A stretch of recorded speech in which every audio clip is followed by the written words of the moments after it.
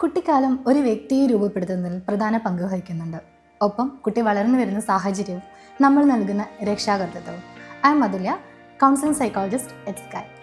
ഇന്ന് ഏറെ ചർച്ച ചെയ്യപ്പെട്ടുകൊണ്ടിരിക്കുന്ന ഒരു വിഷയമാണ് കുട്ടികളിലെ അഡിക്ഷൻ. എന്തുകൊണ്ടാണ് എല്ലാ കുട്ടികളിലും ലഹരിക്കും മൊബൈൽ ഫോണിനും അടിമയാകാത്തതും അക്രമ സ്വഭാവങ്ങളിലേക്ക് പോകാത്തതും?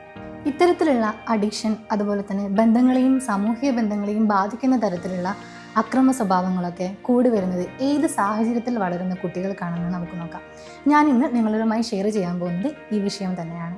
കുട്ടികളിലെ വളർച്ചാ കാലഘട്ടത്തിൽ കണ്ടുവരുന്ന ന്യൂറോ ഡെവലപ്മെൻറ്റൽ ഡിസോർഡറുകളായ ADHD, conduct disorder, opposition deviant disorder, അതുപോലെ തന്നെ ഇമോഷണലി ഇൻസ്റ്റേബിൾ ആയിട്ടുള്ള കുട്ടികൾ, ക്ലിനിക്കൽ ഡിപ്രഷനിലൂടെ കടന്നു പോകുന്ന കുട്ടികൾ, ഇത്തരം കുട്ടികൾക്ക് ഇങ്ങനെയുള്ള അഡിക്ഷൻ സാധ്യത, അക്രമ സ്വഭാവങ്ങളുടെ സാധ്യതകളൊക്കെ കൂടുതലായിട്ട് കാണുന്നതായിട്ട് പഠനങ്ങൾ പറയുന്നുണ്ട്.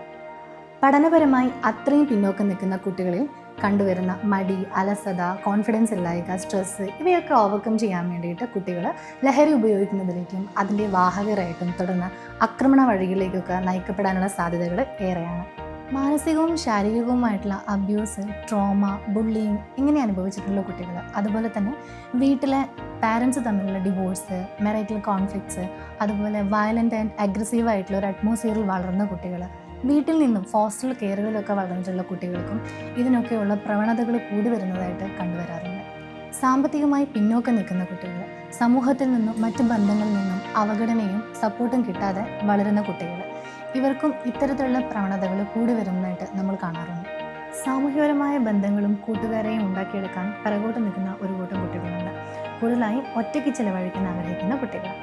ആരോഗ്യപരമല്ലാത്ത രീതിയിലുള്ള രക്ഷാകർതൃത്വം, അതുപോലെ തന്നെ പാരൻസിൻ്റെ മാനസികാവസ്ഥ, ഇൻസെക്യൂർ ആയിട്ടുള്ള അറ്റാച്ച്മെൻറ്റ് സ്റ്റൈല്, സോഷ്യൽ മീഡിയയിൽ നിന്നുള്ള മോശമായ മോഡൽസിനെ ഇമിറ്റേറ്റ് ചെയ്യുക, ഇങ്ങനെയുള്ള എല്ലാ സാഹചര്യങ്ങളും നമ്മൾ സൂക്ഷിക്കേണ്ടതും ശ്രദ്ധിക്കേണ്ടതുമാണ്.